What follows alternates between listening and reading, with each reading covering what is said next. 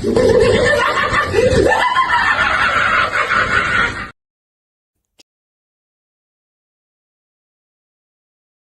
us for the Paranormal Rockdown. We kick off the event Friday, July 18th from 4 p.m. to 11 p.m. at Main Street Music in Brooklyn, Wisconsin, where we feature bands Left on Red, Switchblade Saturdays, Etched in Embers, Fiction We Create, January, Again We Rise, and our headliner, Green Jelly. Saturday, July 19th, starting at 11 a.m. at Broadhead Manor in Broadhead, Wisconsin, we have our Paracon featuring Dave Schrader, Sam Beltrusis, Scotty Rourke, Dustin Perry via Zoom, Sarah Lamos, Nick Simons, Kenneth Drake, Stream Beacon TV, Dark Realm TV, and over 30 more great guests you won't want to miss. We have over 40 vendors, speakers, workshops, gallery readings, and so much more. A special thank you goes out to each of our sponsors.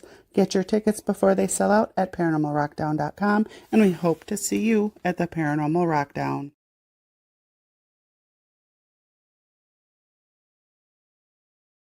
Podcast with Kristina Bloom. Thank you for listening in today. I do appreciate that. Today I have a special guest who lives in the United States, as I do, but I met him in England. So we met at the CryptidCon UK in England, and I asked him to be a guest on my show, and he agreed. So here we have Jeff Davis. Hi, Jeff. Hello, Kristina. How are you today? I'm fabulous. How are you? I'm doing pretty well myself. I'm finally over the jet lag, so I'm kind of glad we waited a week or two. Oh, you and me both, my friend. You and me, man. On the way there, no problem. I had a what do they call that? The red-eye flight. Uh-huh. So I slept all night, woke up in the morning in England, and I was fine. But on the way back, different story. Yeah, for me, I live in Washington State, so this 8-hour time change. Mm-hmm. And if it were 5 hours or if it were 10 hours, it wouldn't nearly be such a big killer, but it is. It is weird, isn't it? Yeah. I also had a red eye flight there, but we arrived at like 2 p.m. local time. But coming back, it was great. We left at about our flight out was like at 3 p.m. and we arrived local time at 6:30 p.m. So we flew with the sun, and that made jet lag easier on me. Did it? Oh, that's good. Yeah, I flew in the morning on the way back, and I was wiped out for 3 days. It was crazy. Yeah, I was really productive because I had all these notes, and I was waking up at 5 a.m. local time. There were no distractions. And for people tuning into this, believe it or not, these are the behind the scenes conversations that we who try and earn a living at public speaking and events. These are what we share. We don't necessarily share. Oh my God, you'll never believe this haunted house I just visited. Oh my God. Right. We're talking about how bad did your butt get kicked by jet lag, and yeah, where are you eating dinner tonight? And it's all of that stuff. And these are concerns that everybody has, but they, for some reason, they think our agenda is in some ways what other than human as far as bodily comfort. And because when we do these events, we have to be up. We have to be upright. Because the public comes to, they put their lives on hold to come to an event you and I participate in. And so they don't expect us to be nodding off while they're telling us how meaningful we are to them. Right. Yeah, like, I really love your show. It's so awesome when I watch that, and that footage that you got about this and that and the other thing. And we're just like, yeah, that was awesome. That was great, Yeah. So I don't know about you, but sometimes I really have to struggle to remember what people are talking about because it was so monumental to them. Yes. But to us, it might have just been another scene. Yeah. Well, it's the longer we do this, I don't even have a count of how many books I've written or contributed to, a dozen more. And so just the same thing as video, in some ways, I think people reading reading an account, a story, or some kind of a memoir, because you have a chance to be introspective, it's somehow more meaningful. And so, yes, I wrote 2 books, Weird Washington and Weird Oregon, and Weird Washington sold 100,000 copies, and it meant a lot to a lot of people. And that was over a decade ago. And I don't know, I try and develop this technique of drawing people out. Oh yeah, what was the detail? Get them to remind me. Yes. and, Yeah. and again, for people watching us kind of share this, it is not that I have contempt for anybody who buys my book or fans. I have respect for them. I just want to be there for them, to like share this, because they're sharing. This is an amazing thing. I'm sharing how important this book was. Yeah, exactly. Exactly. I had a similar situation. Every time I sell my books at an event, I have a similar situation. So yeah, I get that. It's wait, let me just remember where I put that in the book, and then try to remember around that. So yeah, but I think that what we do is so important that people are affected by it, not do, but are affected by it. What we do touches people. Yeah. And that's an obligation that we owe readers. The public doesn't owe us very much. Right. And some people have a sense of humor. I remember last year I was doing an event, and this one woman showed up with some of her friends, and she made a special, like, I'm putting everything on hold to come and meet Jeff again. And she looked at me and she smiled. This whole smile that says, "I'm sure you recognize me, don't you?" I had to say, "No, I don't." And she said, this is years ago. You were at a book signing, and I was there, and you were signing, and it was I think at a Barnes and Noble, so it was like at 9:00 at night. And I remember I was the last person in line, and you said something like, "I am so tired. I'm so tired." And I actually cook dinner when I get home. So I'm going to tell my wife it's a scrambled egg day for dinner. And she remembered that. And then I remembered her. So. Okay. Yeah. Well, that's pretty specific. Yeah. That's pretty specific. So what are you working on these days? Well, this weekend, it's the start of my ghost walk season. I live in Vancouver, Washington, on the West Coast. This is not the Canadian Vancouver. This is the first Vancouver, and it's near Portland. It's not that imitation that those Canadians flaunt, even though it's much, much larger. And let's face it, it is a beautiful city. But I am an Army brat, and I grew up around the Vancouver barracks. And when I was an adult, I served there. And the Army has left, and the National Park Service, the city of Vancouver, both own portions of it. So I do ghost walks, and June, July, and August is the first. I pick one weekend a month only to do the walks, but September through October, it's generally every weekend throughout the Halloween season. So I'm looking forward. I have a half dozen or so people already signed up for Friday's walk. Nice. Yeah, I haven't done a ghost walk in quite some time. That's really, I know, right? Sorry, I just can't make it to Vancouver by this weekend. I'm sorry too, but I think somebody we both know will be in Seattle, so maybe they'll make that 2.5-hour drive down. Well, that would be nice, huh? Yeah. And I did. Part of the reason I'm making a distinction about Vancouver, Canada, is somebody else that we met at the conference is flying to Vancouver, Canada. And when I posted my notice, they said, "Oh, I can't wait to go on the walk." And I had to make sure they knew that it was the other Vancouver. The other Vancouver. And actually, they're not even really all that far apart.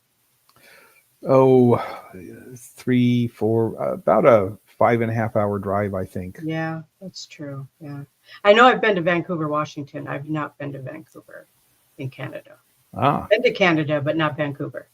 I you, know. if you were on Interstate 5, you actually drove through, and it's the city's grown, so it's a little bit more than a blink, but maybe 3 blinks and you miss Vancouver, Washington. Yeah, yeah, I know. Like I It's said, I've okay. been there. I have actually driven the West Coast Highway. It's a beautiful drive. It is, and it's still beautiful country. A lot of development in the last 15 years, but so far, uh, so far so good. Awesome. Awesome. So the ghost walks, that sounds interesting. Is this, how much history do you, I mean, is this like you share a lot of history, or do people have the opportunity to explore their own intuition? Do people bring tools, toys? Well, I'm glad you asked that. It's so funny. I used to offer just historic, very straight historic walks and talks of the barracks because it's part of my heritage. Then I have virtually no one show up for the walks, and and and Well, yeah, yeah, yeah. And then I added true ghost stories, and at the right time of the year, I have people actually pay a small amount of money to attend.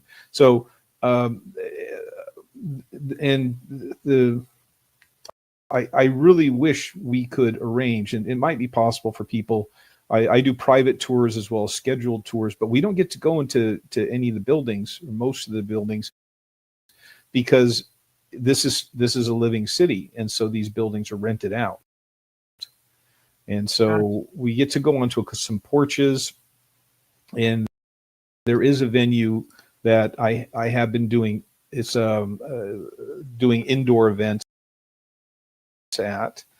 But if somebody wants to bring a gizmo, so long as they understand that the walk may have as many as 20-25 people, and the walk doesn't stop just for them. Right.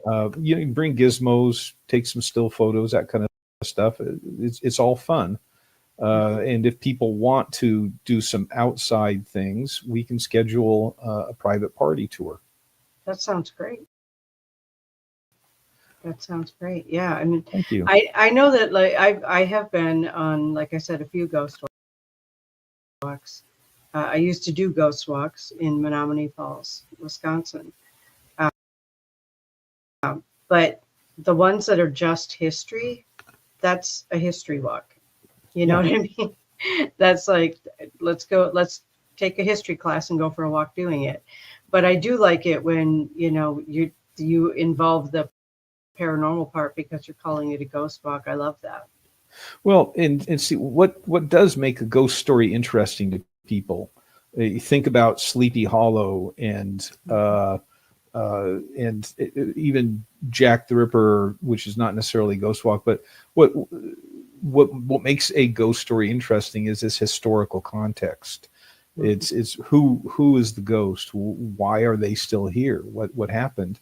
And that's Right. what interests people more than gory a gory haunting event where I was pushed down the stairs and then Right. I heard the spirit. Well, okay, that's Yeah, pretty interesting too. But that is pretty interesting. Yeah. Well, I do find that it's funny that people think that, not all people, obviously, but a great number of the public seems to believe that anything ghost has to be scary.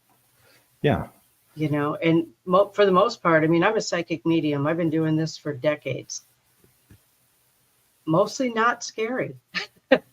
no, They're just people yeah, without bodies. Yeah.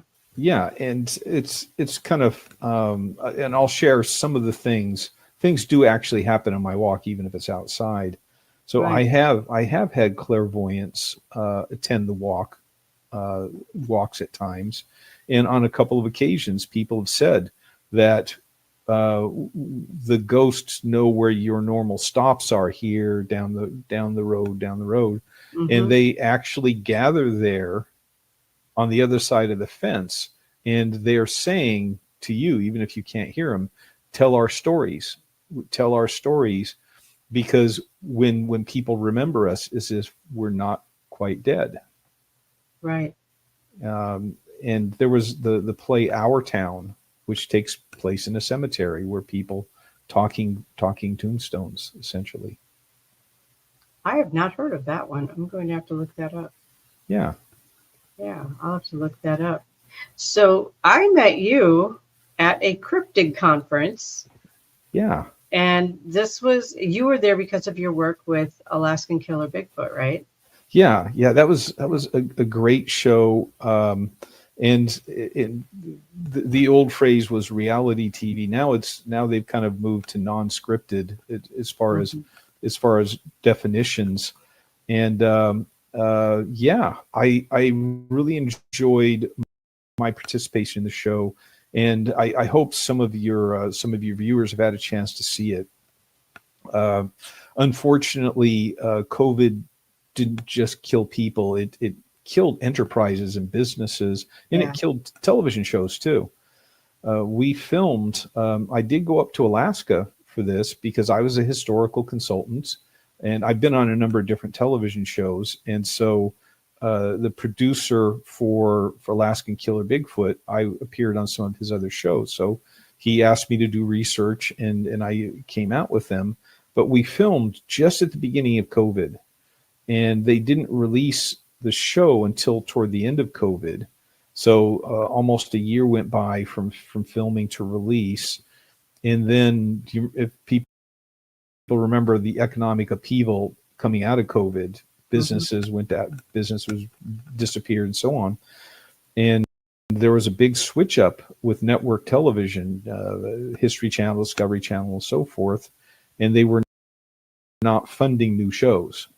And so we had a lot of positive comments on this, because the premise for the show is real.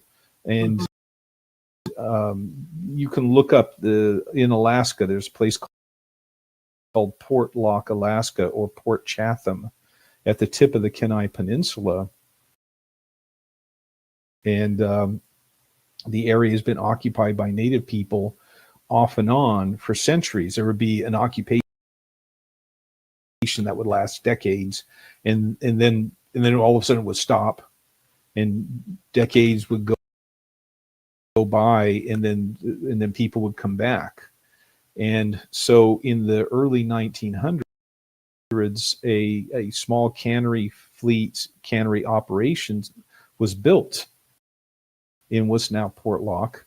And over the next couple of decades, there were some odd events happening, but it generally flourished. So by the middle of World War II, there were about 100 seasonal employees at the cannery and on the fishing fleet. Okay. And it's this expansion. People from off duty, they have a day off or 2 days off from the cannery, were going up into the hills to go hunting. And everybody noticed that some of them didn't come back. As a matter of fact, according to some sources, as many as 24 hunters either didn't come back, or days, weeks later, they're found their bodies washed down into the lagoon from the hills. Wow. And one man was getting ready to go hunting, and he was attacked, and he survived long enough. His hunting dogs chased away the critter that attacked him, and so they came. His friends found him, and just a few minutes before he died, and he claimed that he was attacked by this big, hairy critter. And I keep on saying the word critter because the local name is Nantinak, but some people think it's a Bigfoot, but there is a supernatural being. They're not quite sure. And so sometime later, there was so much fear. The cannery workers demanded armed guards at the entrance and the exit to the cannery, and they had screaming in the hills, and rocks and logs were rolled down the mountainside, hitting the houses. So virtually in the middle of the night, I think it was 1949, everybody packed up and left. The only exception being the postmaster, who had to wait for permission to shut down the post office. Off and on, people have come back for visits and things like that, but the land is still owned by a tribal corporation, and so they were looking at, can we go back and make a living fishing and canning, and is it safe? And so when I was talking to the producer, he said we started out by just the human drama of going back to ancestral home, and very, very quickly the supernatural aspects took over. Wow. So that's, I know I've seen a few episodes of it. I haven't watched all of them, but I've seen a few episodes of it, and that was pretty intense. It was. There were 8 episodes, and I was featured in 2 because, again, and I don't want to steal all the thunder. There already was history written and researched before I came on the scene. Right. And people shared it with me, but I managed to dig out my own because I really am an anthropologist and archaeologist, and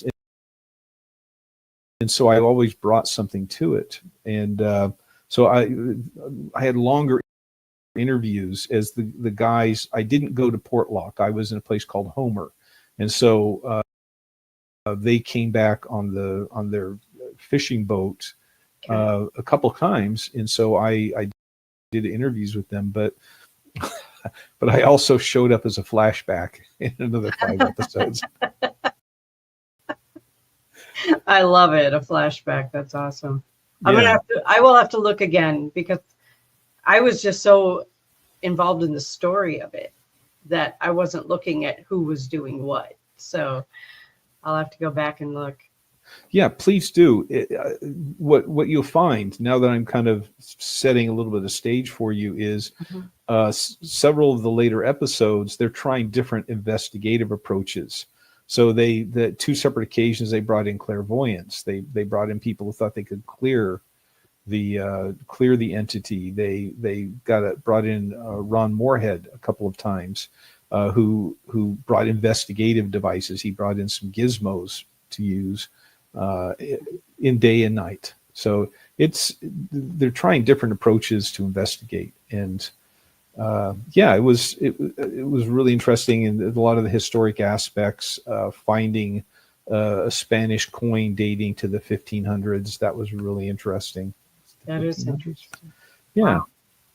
And so after the show aired, as we were hoping for renewal, I was really lucky. I volunteered to help try and do promotional things.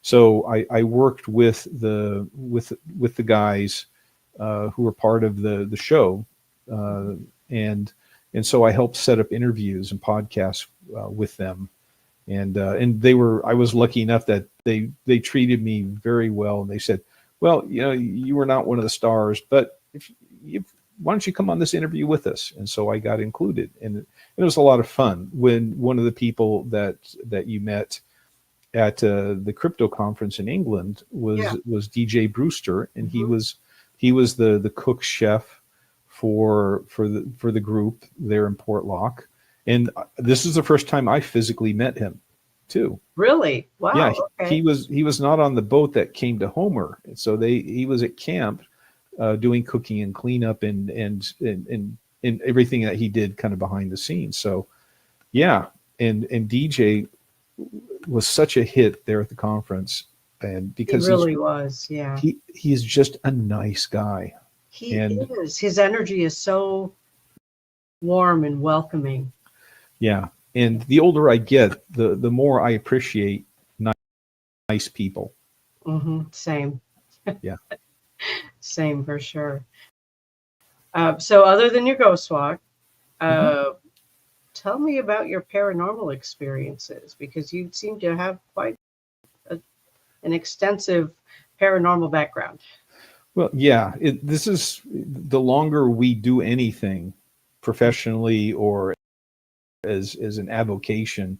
It's like tornado chasers, where the more times you hear the weather report and you run out and look for tornadoes, the more likely you are to see them. And Right. so, as I was researching my books for a while, I was putting out a book a year, and so just visiting 20 or 30 haunted places in the period of a year. Guess what? Stuff started happening, and so it was. So it's kind of hard to pick. Just like when somebody talks about the book and the favorite story. Right. So one of the things that I was working on simultaneously for this conference was I was doing some research for other people, and among other things, I visited Whitby in Yorkshire. And, oh yeah. And yet, go ahead. I did too. Oh, did you? Yeah. Yeah. Just before the conference? It was about a week before, a little more than a week before. Okay, yeah. We actually drove Thursday morning. We left Whitby and drove to Bridgeport without an E, which is where the conference was. Right. But for those of you who are wondering why does the name Whitby sound so familiar, I can't place it, but I know I should know. Whitby is the town in Yorkshire where a guy named Bram Stoker was kind of in a writer's retreat, and that was a setting for much of the book Dracula.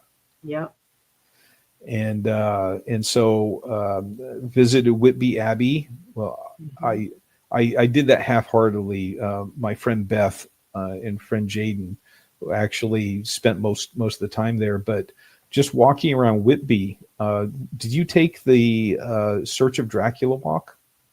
No, we didn't do a specific walk. We were actually filming there. Oh, okay. Yeah. Well, the local historical society, one of their members does a walk. It's called In Search of Dracula. We got our friend. Hi. Oh, This is my friend Jeff. This is Lucian. hello, Lucian. I see you out of the corner of the screen. What? I'm hungry.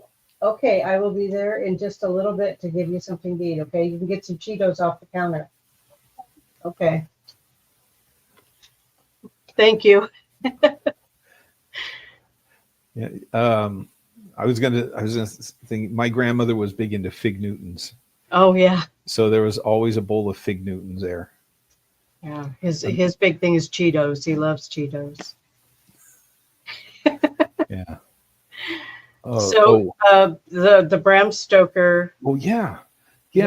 So the many of the locations, if people have actually read the book and not seen the 20 plus movies, Mm-hmm. There were some very poignant, well written portions of the book. One of them is when the Demeter, the ship, washes ashore in the storm, and the Can we pause for a moment, Gwen?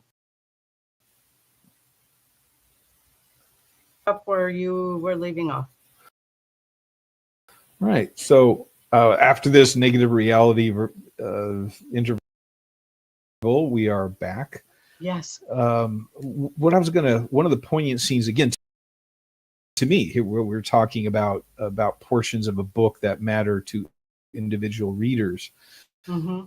When in the book itself, obviously, because I'm talking about it, it really stood out to me.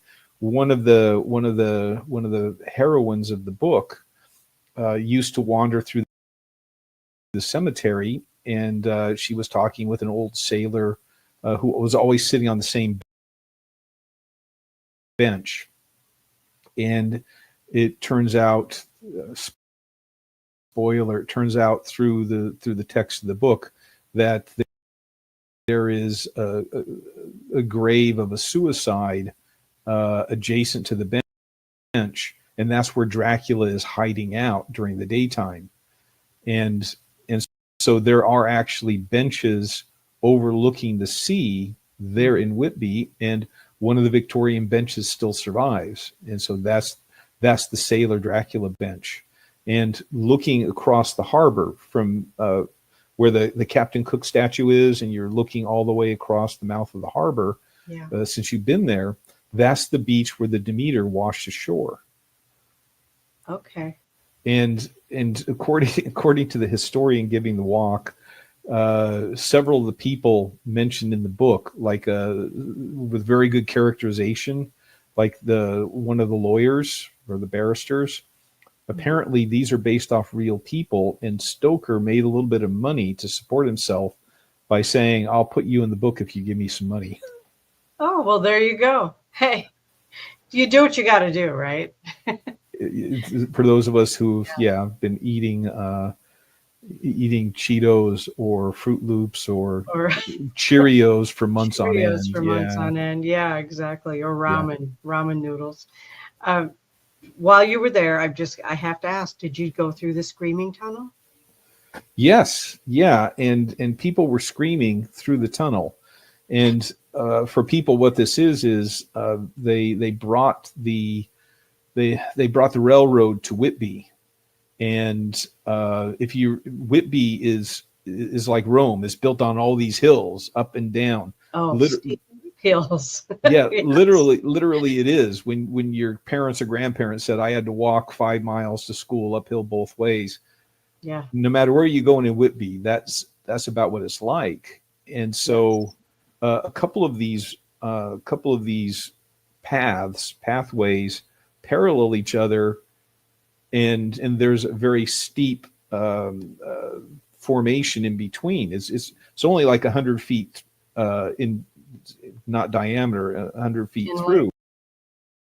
In length between them, but you had to like walk uphill and then downhill to get from one side of Whitby to the other. So yeah, they dug a scale miniature of a railroad tunnel through there. And so people go through there screaming. And did you scream? I didn't scream. I actually went in and did a reading on the energy of the tunnel, because bad things have happened in that tunnel. Yeah. It was great staying there.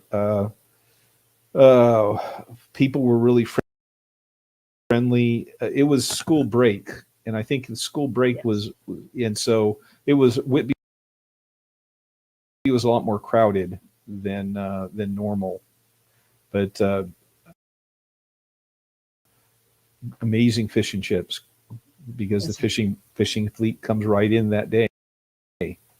Right. We were there early in the morning. We wanted to get filming done before the streets filled up, so we were there at the crack of dawn in the morning. It was really, really interesting though to walk through there and just make connection with some of the spirits. And the thing is, like, we seem to get all of the spirits that you would never find in a history book. Right? They were like the normal people. Well, and you know what? Mathematically, we should expect that. Exactly. Because when you hear people who, the number of people who I have heard about who claim to have been Cleopatra in a past life, right? We can't have 30 or 40 reincarnated Cleopatras walking around. So, especially in societies with more class restriction, like Europe, where in a kind of a country setting, or even a small town like Whitby, where you have maybe 1,500 people in the 1800s, there are only 5 or 6 families that have money. And then there are 10 or 15 families that have good businesses. We would consider them professional class. And there are about 1,000 people who are fisher folk, supporting everybody else. So odds are your ghosts are going to be fishing people. Right. Or house cleaners or cooks, or, the people that we rely on in every society every day. And know? yeah, and sadly enough, they're not mentioned in history books. And talking about historic context that interests people is modern people want to hear ghost stories that have a name attached. Right. And so if you have John Blacksmith, how many John Blacksmiths have there been? Right. Right. It was really, for me, it was a personal journey with Whitby, and I'd never been there before. I remembered because of my college education in literature, but there were so many, for me personally, like St. Hilda's Cathedral. Mm. I am named after my grandmother, whose first name was Hilda and middle name was Kristina. So it Wow. was like, okay. And as we're walking around, there were just little things like that just that I connected with, including a store with my husband's name on the front. Well, are either of your families from that part of the country? His name is, or his family is from England. He's not really sure which part. So, part of his family came from England. So, yeah, I just thought it was really interesting that there were like 4 or 5 different connections with Whitby. Mm-hmm. I never would have considered. Yeah. Yeah. It's, and if we're looking for like genetic connections or historic connections, is this not part of what people think in terms of the paranormal, where you are drawn to a place, you don't know why, and then you find out after events that, yeah, that's where your great grandparents were, and there are these connections. Right. It's really, I think Whitby is actually one of the favorite places I went to, because it is just this cute little seaside town, Mm-hmm. with all of this history that people wouldn't even know about because it's not famous. Yeah, and the other, well, here it is. It's actually famous to local tourism. Right. It hasn't been spoiled by too many of those Americans coming in. Right. Yeah, we do tend to mess stuff up, don't we? Yeah. Well, and the other nice thing is it's a working town. Mm-hmm. It's still got its own fishing fleet. It's got its recreational fleet too. Yeah. Fishing or boat fleet. And so, just mentioning that, one of my favorite towns in the West Coast is Astoria, Oregon. Astoria still has it's gotten smaller, but they still have their own fishing fleet, and so they're very proud of their Scandinavian heritage there, and where you have places where people don't leave, their families are there for centuries. They share the memory of historic events and ghost stories.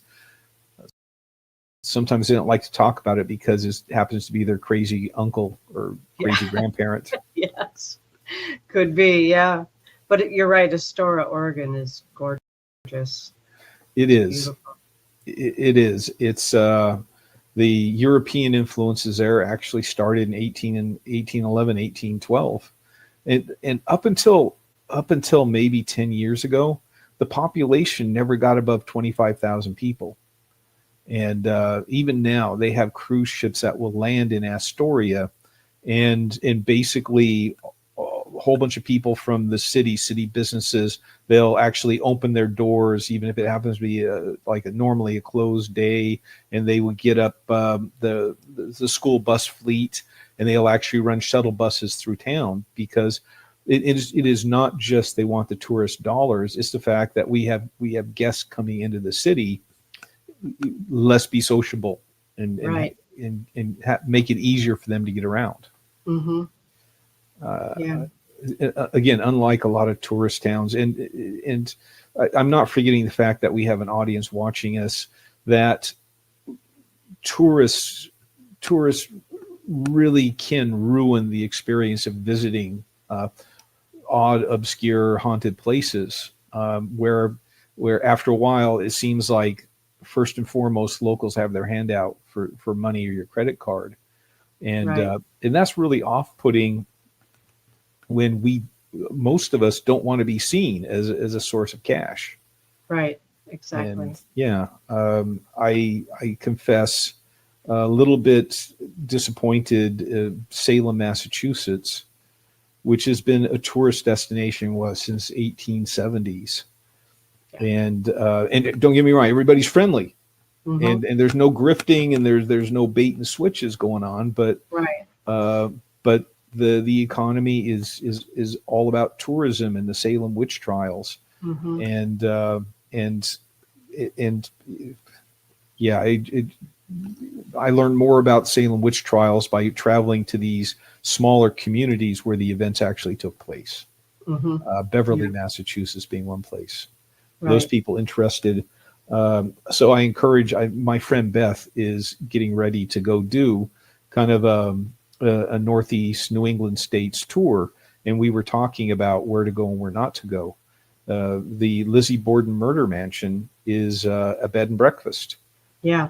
And that is a great place. Have you been there to Fall River? I have not been to Fall River. I have been to Salem and Danvers and, Mhm. Gloucester and Rockport. If you haven't been to Rockport, Massachusetts, it's an amazing little island right off the coast. There's a metaphysical store there that literally has a tree growing up through it. Oh, cool. It's a really cool old, probably 1600s building. Still have Yeah. the cobblestone streets, but they close it down in the winter because of the harsh winters. Yeah. When you might have one customer every 2 months. But in the summer, can't even move on that island. It's Uh, crazy how many people are there. Yeah. And I hope nobody gets offended by my earlier comments. It's just, I think all of us in the looking for the paranormal, the odd and unusual, want to be able to go to places where there is an experience that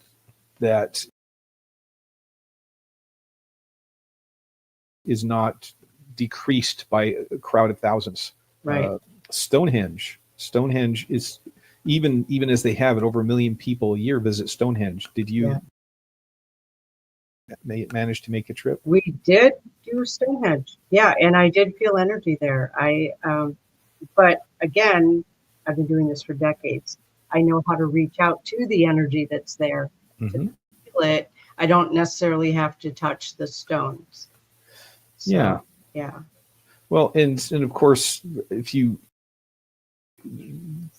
for the normal Stonehenge visitor, there's a path, a path, and the knights who say meet, make sure you don't cross the path. No, do not step over that rope. Yeah, I did that once years ago, and there was this guy is like 6'6", wearing kind of a uniform. Oh, you stay on path. Yeah. But they do actually have a program. If somebody's interested, you can online register for special tickets that allow you the normal entry, but for an hour before and an hour after public visitation at Stonehenge is over, they allow up to 20 people to go. You get to walk among the stones. It's kind of guided. And you're still not allowed to touch them, but you're allowed to be within the circle itself. Okay. And when Beth and I did this last, it was actually Easter morning. Really? Okay. It was. And it's not just Stonehenge. It's funny. There's a public way that travels essentially through the Salisbury Plain, and it crosses very close to Stonehenge. And public ways, by tradition in the British Isles, are paths. And I have an archaeology buddy who was doing work on exploring some of these old ways, and he did archaeology, and in like a campsite right next to the public path, he found. Hey. he found artifacts going back to the Bronze Age, where people continuously been walking along and camping along these ways, and they're open to the public. They can't be closed off as long as you have one person a year on the way. So there are several other monuments around Stonehenge. Some people believe that Stonehenge was the ending point of a ritual journey, and so we were going to actually walk the path, which is about a 6-mile walk, but it was maybe 50 degrees with a 10-mile-an-hour wind. Yeah. That, and so we called an Uber instead. There you go. But yeah. I apologize for the interruptions. My husband is now home and handling the Fruit Loop situation. So, okay, it's yeah. Did you go to Avebury Stone Circle as well? yes. Did you? We did. Yeah. What You a can difference. touch those stones. Yeah. Yes. What a difference between Avebury and Stonehenge. That I find it interesting that they built a road right through the middle of the circle. But Well, for those people, if you're very quickly looking up on Wikipedia, it's a lot harder to sequester the public from Avebury because the entire henge, which is the ditch work itself, is about 2 miles across, and there's a village inside of it where people live. Right. So you can't rope that off. Interesting point of trivia: the church is outside the circle. The Christian church is outside the circle, but these stones are many of them are much larger than Stonehenge stones, and some people believe that you saw Dan Brown, some of Dan Brown's books, that there are female stones, and then there are male stones. And many people I've seen, I've been to Avebury a couple times, and they're hugging the rocks for the energies. Did you try that? I didn't hug them, but I did do psychometry. So I did touch several of the rocks. I really wanted to go pet the sheep, but it didn't seem like that was the proper thing to do. So I didn't. But there were sheep all over the place grazing, which is really cool too. You know, you have that lovely, gentle energy that sheep have, you know, in with the stones. It was. When we visited, which was about 5 years ago, there was a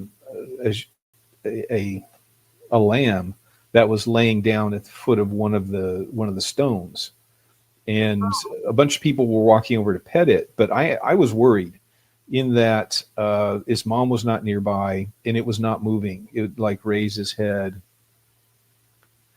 and then people would pet it and they walk off. So I suspected it was sick. Something's wrong with it. So I went into, was it the King's Arms? There's a pub. There is a pub there, yeah. Yeah, so you were there too. And so I went in and told the barkeep. And so he called the local council and saw a farmer's truck come and pick it up. So 5 years later, I hope that it's been sheared many times. Yeah, exactly. I hope so too. You know, it was such a gentle energy at Avebury. I really, really enjoyed it. Yeah. And again, this gets to what exactly was the use, because these henge monuments, again, the henge is actually the stone circle itself, where they dug ditches and then they threw the dirt up in front on the outside of the ditch work, and there would be openings for people for foot traffic. So that's the henge, and the stone is the stones. And the thing that we think is unique about Stonehenge is, based on the tumbled down stones, this is the only henge monument in British Isles where the upright stones had the capstones, postmentals.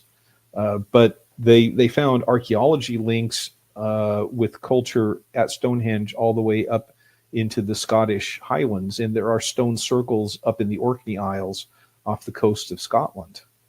And it's imagine we think today, well, you didn't have cars, you didn't have horses to ride, you didn't have roads like we do. How did people travel this 2,000 miles? Well, not Right. 2,000, but this 1,000 miles from Yeah. Scotland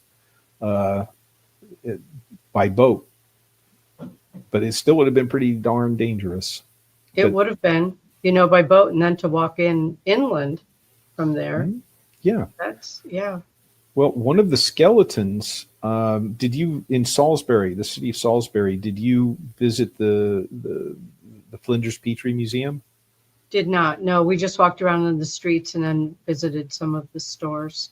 Okay, the reason I mention that is in that museum, they have the bones of a man that they've been calling Amesbury Archer. So this guy died about the time when Stonehenge was at its height, with all the stones up, and he was buried nearby in the town of Amesbury, Ames, and based on archaeological evidence, he was born and raised to adulthood in what's now the Italian Swiss Alps. Oh, wow. Wow. So Okay. he made his way all the way across the European continent and Right. across the English Channel. Yeah. That is a lot. Wow. Yeah. I know that I noticed that there was kind of a heavy Norse influence in parts of England as well. So obviously the Vikings found their way there. Oh, yeah. If you have place names that end in Bury, Bury, that doesn't mean necessarily that you had some special burial there. That's Scandinavian for town or village. Okay. Yeah. Amesbury, Avebury. And so during the Viking Age, 700-800 AD, 700-900 AD, when all the, Tony Curtis and Kirk Douglas and Ernest Borgnine were out raiding the rest of the world, Yeah. they did primarily, I think, from Denmark and Sweden. They invaded Eastern England, and so they set up they didn't leave. So they set up their own kingdoms. At one place they called it the Danelaw. And at a certain point, the Brits got tired of them, the Anglo-Saxons, and they had several massacres of the Danes. And so there are several haunted locations. I have an archaeology friend who she kind of got well known as her specialty was excavating burial pits, usually from some kind of execution. So in various places, developers would find a pit in the remains of anywhere from 5 to, I think, 60 people who had all been beheaded, and their buried bodies thrown in these pits, or a couple of them that she's worked on. But this stuff was happening. It's not all just out of a Tony Curtis movie. Right. Some of the stuff really did happen, and it left its stain on the landscape. It did, for sure. Yeah, I noticed as well, my job was to read energy, right? That's what I was doing there, was reading energy. And I was really surprised to find that much Scandinavian energy there, because I really haven't studied British history at all. So I didn't know all of that going in. Okay. And so, yeah, it was a surprise to me. Oh, I saw the Vikings with Tony Curtis, Ernest Borgnine, and Kirk Douglas when I was a kid. So I wanted to be Viking. And so, I was in junior high, and I was reading more straight history as well as fictional. Remember, in the 60s, there were a whole bunch of like Viking epic kind of movies put out. Right. Yeah, I do remember that. It's these small influences that turn us into paranormal investigators, I think. Right. Yeah. So speaking of being a paranormal investigator, have you had experiences that you would consider paranormal? Yes, actually, and just from the last trip, because this 2025, Beth and I took 2 trips to the UK. One was for Whitby and to meet up with you all in Bridgeport. Earlier, among us, that was the Stonehenge trip. Okay. And so there's an organization called the Landmark Trust that I encourage, if you've never heard of them, I encourage you to look them up and pick places to stay. They specialize in historic building structures, anything. They actually do have a couple like kind of castle-like structures that they rent out to primarily American tourists because we have more money than we know what to do with. Okay, but for instance, last year we were in Shrewsbury, Henry IV Part 1, the big Battle of Shrewsbury. We stayed in a stone tower that was built in the 1300s. And that building is haunted. So in Salisbury, which is the jumping off point for Stonehenge, Landmark Trust owns a small apartment that they rent out on a like a weekend basis. And so we stayed there. It had 2 bedrooms. We could have slept 4. And it's in a building called the Wardrobe, which is almost the same age as Salisbury Cathedral. And Salisbury Cathedral is famous in the town itself, Salisbury. During World War II, they were not bombed by the Germans because the tower of their cathedral is the tallest in England. And so the German airplanes would see the tower and they would use that as a turning point to get to the industrial north. So it's intact, but dates to the 1200s. And so when we were, and the buildings had add-ons and takeoffs and things like that, but we were at the very top of the building in the oldest portion, which is that 1300s era. A lot of stairs. That's the downside to staying in some of these historic properties. But it plays into what happened. So this is Easter Sunday morning, and we had decided that we're not going to be walking all the way around to Durrington Walls and Amesbury and so on. We called an Uber. We got back to the Wardrobe where we were staying, and Wardrobe meant this is where the vestments for the bishop and the high clergy were stored. So this was actually meant to be a secure building, an uncomfortable building. And so it's much larger than you might think. It was not a hovel.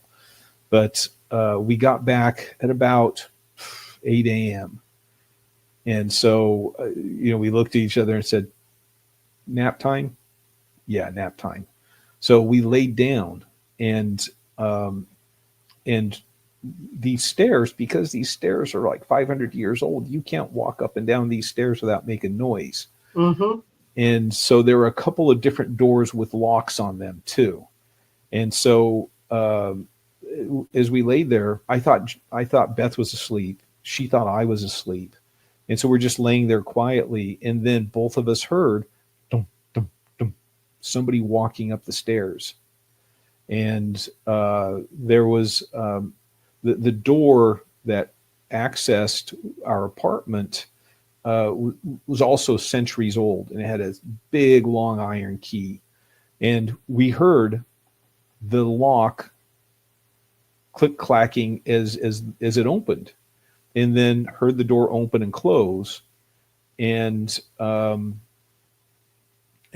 of us again thought the other was asleep. And then I heard the actual door to the apartment itself. There's another small flight of stairs, and then there's a modern door to the apartment, and that opened too. Wow. And yeah, now, anyone ever lived in a house when you were burglarized while you were there? Fortunately, no, I have not. But that happened to me years ago. Also living in England, somebody broke into our flat when they, I guess, thought we were away on vacation or something. And so it's kind of an interesting thing where you have to say to yourself, am I going to hunker down in bed? Obviously, we trying to call 999, which is their 911. Would that have worked off of an American cell phone? I don't think so.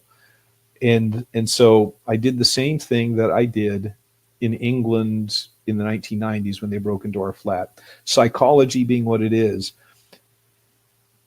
if somebody is intent on breaking into a house and then they're confronted by somebody naked or nearly naked, like wearing their pajamas, is actually off-putting for the burglar. Right. I can imagine. Yeah. You know, like all of You're a sudden, not expecting that. yeah, here I am surreptitiously breaking in and there's a naked man yelling at me. And so I did. I just got up and loudly opened the door to the bedroom, looked out into the living room, and then walked into the kitchen, which is the entrance. There's nobody there.